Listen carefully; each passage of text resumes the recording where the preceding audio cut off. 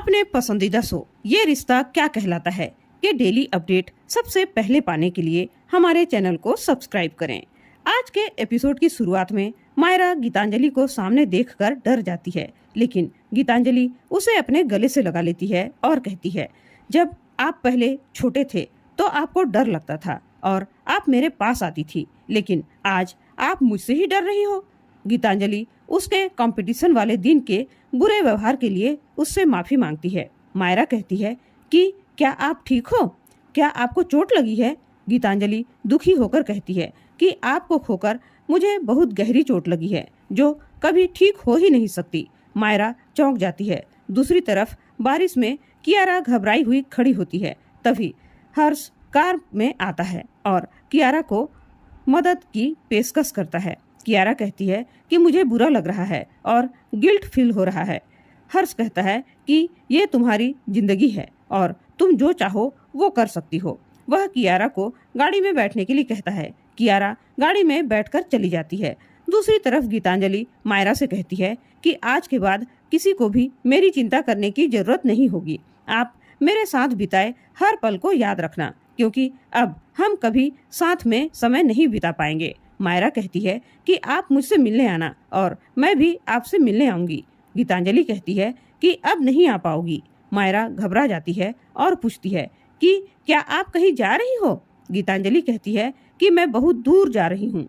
मायरा पूछती है कि कहाँ जा रही हो? तो गीतांजलि कोई जवाब नहीं देती। वह कहती है कि आप हमेशा खुश रहना और मुझे याद रखना। अभीर गीतांजलि को देख लेता है। तभी उसे अरमान का कॉल आता है।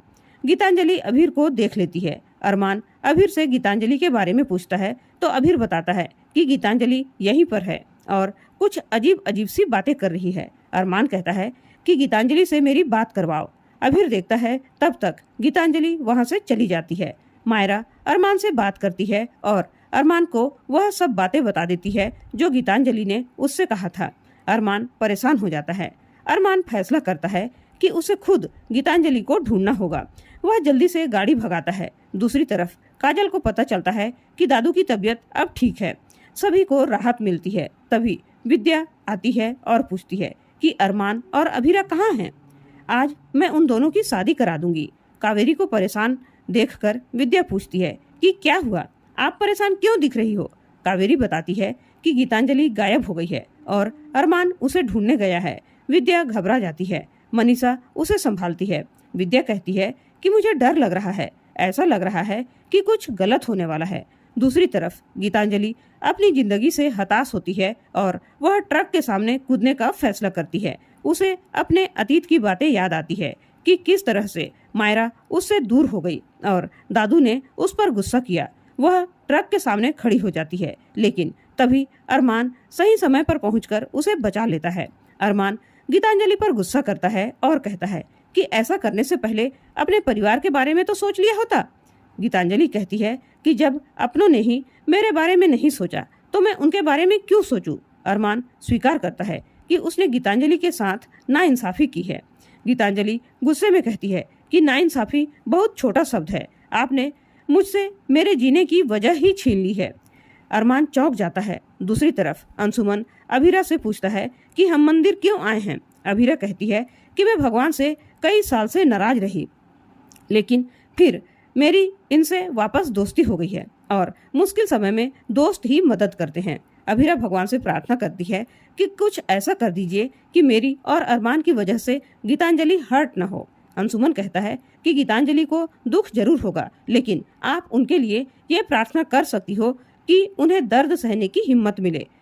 अंशुमन अभीरा को कलावा बांधकर मन्नत मांगने के लिए कहता है। दूसरी तरफ गीतांजलि अरमान पर गुस्सा करती है और कहती है कि मैं अकेली खुश थी, लेकिन आप मेरी जिंदगी में मायरा को लेकर आए। मायरा मेरे दिल में बस गई और जब मुझे उस पर हक देने की बारी आई तो आपने उसे अभीरा को दे दिया।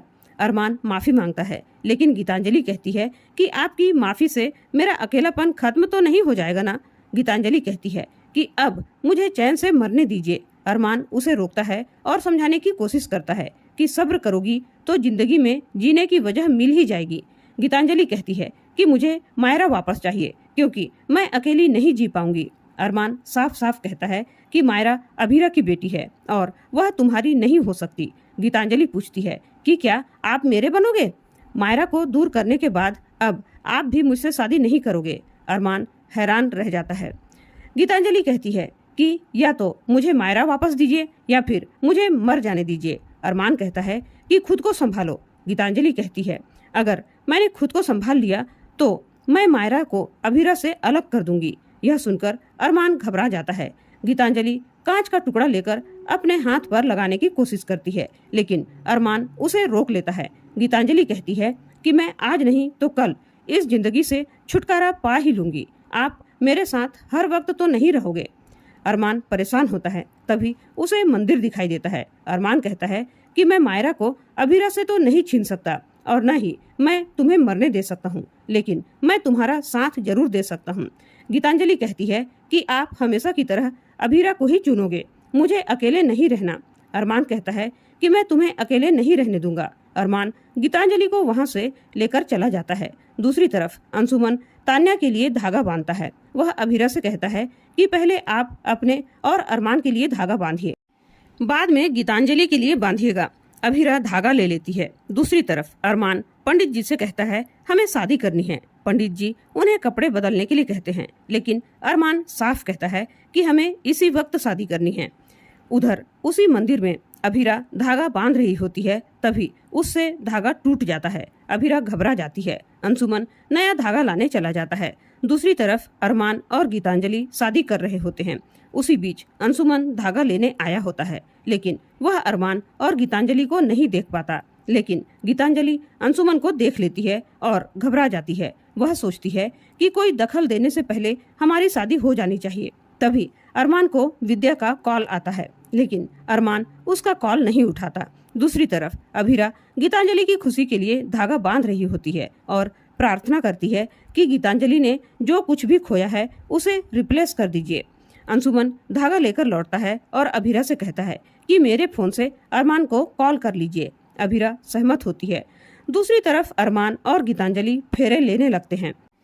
तभी अरमान को अंशुमन का कॉल आता है। अरमान कॉल उठाने लगता है, लेकिन पंडित जी उसे मना कर देते हैं। अभीरा उसे वापस कॉल करती है, लेकिन अरमान कॉल नहीं उठाता। अभीरा को चिंता होने लगती है। अंशुमन कहता है कि आप पूजा खत्म कीजिए, फिर हम अरमान के पास चलते हैं। अभीरा धागा बांधते हुए भगवान से प्रार्थना करती है कि मेरी जिंदगी में प्रॉब्लम होना मंजूर है, लेकिन मेरी जिंदगी में अरमान का न होना मंजूर नहीं है। मुझे मेरी जिंदगी में अरमान वापस लौटा दीजिए। तभी अभीरा के हाथ से धागा उड़कर चला जाता है। दूसरी तरफ पंडित जी अरमान को सिंदूर और मंगलसूत्र की रस्म पूरी करने के लिए कहते हैं। अरमान परेशान हो जाता है। इधर अभीरा धागा ढूंढते हुए आती है और तभी वह अरमान को गीतांजलि की मांग में सिंदूर भरते हुए देखती है। अभीरा पूरी तरह से स्तब्ध रह जाती है और उसका दिल टूट जाता है। अरमान गीतांजलि को मंगलसूत्र पहनाता है। अभीरा की आंखों में आंसू आ जाते हैं। पंडित जी कहते हैं कि अब आप दोनों पति पत्नी बन गए हो। गीतांजलि खुश होती है, लेकिन अभीरा दुखी हो जाती है। और इसी के साथ आज का एपिसोड खत्म हो जाता है। अगले एपिसोड में देखने को मिलने वाला है कि अंशुमन की मौत हो जाती है। उसके बाद पोदार हाउस में पुलिस आती है और इंस्पेक्टर साहब कहते हैं कि हम अभीरा को अंशुमन के मर्डर केस में गिरफ्तार करने आए हैं। अभीरा चौंक जाती है। पुलिस अभीरा को अरेस्ट करके ले जाती है। अरमान स्तब्ध रह जाता है।